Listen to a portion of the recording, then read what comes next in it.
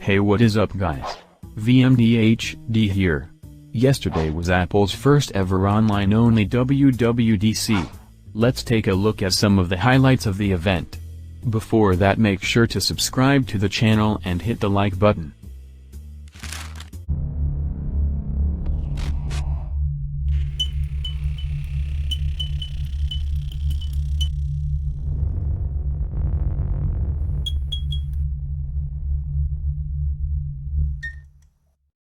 First, let's talk about iOS 14. The first update is the App Library, a new home screen page that will show up after you swipe past your final page of apps. It automatically categorizes and sorts all of your apps, highlighting those you use the most.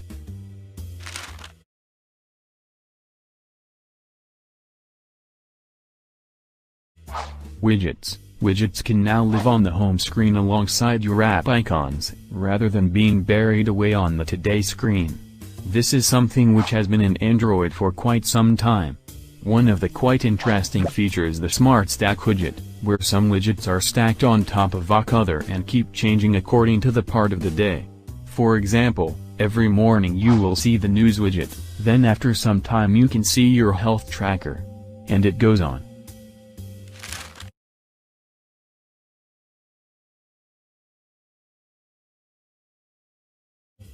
Picture-in-Picture on iPhone. While the iPadOS had picture-in-picture video playback since iOS 9, it's been curiously absent on the iPhone.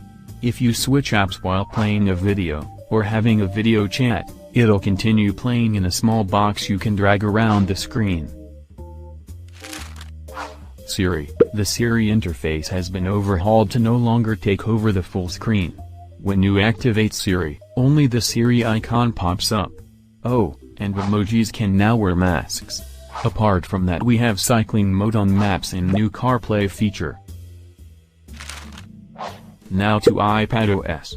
The new universal search. Apple has refreshed the iPad search UI. It's no longer full screen, and can now dig deeper into apps like Keynote, Messages, Mail, and Files. Apple Pencil Scribble feature. Handwriting recognition now works in any text field, allowing you to jot a quick note without having to put the pencil down to type. You can also now draw rough shapes, like stars, octagons, and arrows, and have them automatically convert to prettier computer-drawn shapes by briefly holding your pencil in place as you finish drawing. You also have the feature to scribble on top of a word and it automatically gets erased. We can also use the Apple Pencil to make a search on a URL place and it automatically gets converted to text. So this year we're bringing Scribble to iPad. macOS. The next build of macOS will be called Big Sur, and will include some tweaks that'll make it look and feel a bit more like iOS, like rounded square icons across the built-in app suite. Our next release of macOS is macOS Big Sur.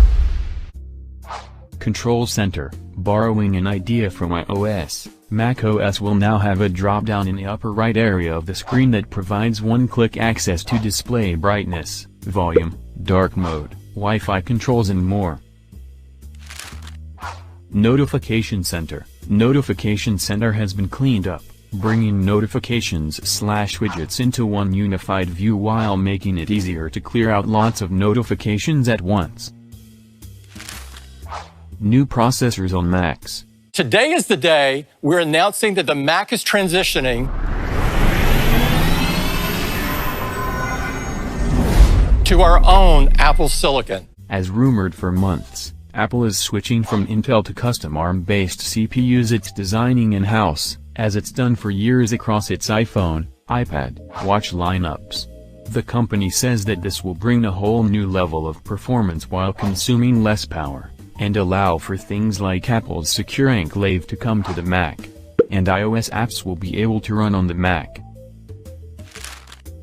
While developers will need to update their applications to run natively on the new chipsets, Apple says most developers should be able to get things running in just a matter of days. Meanwhile, Rosetta 2 and Big Sur will automatically/transparently translate existing apps for compatibility. These were some of the major announcements. Apart from these, we have the automatic device switching on AirPods, watchOS and many more. That's it for today. Thanks for watching. Catch you guys in the next one. Peace.